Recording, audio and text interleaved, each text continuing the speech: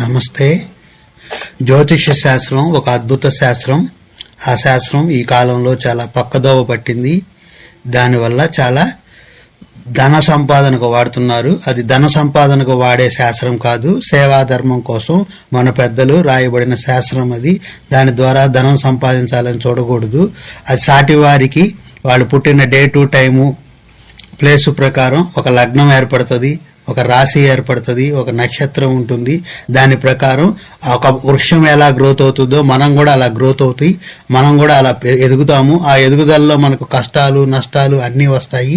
కాబట్టి అవన్నీ కూడా ఒక 12 స్థానాలకు సంబంధించి తన గురించి, ధనం గురించి, సోదరుల గురించి, బంధుమిత్రుల గురించి, కుటుంబ సౌభాగ్యాల గురించి, ఇల్లు వాహనం గురించి, ఆభరణాల గురించి, సంతానం గురించి, ఆరోగ్యం గురించి,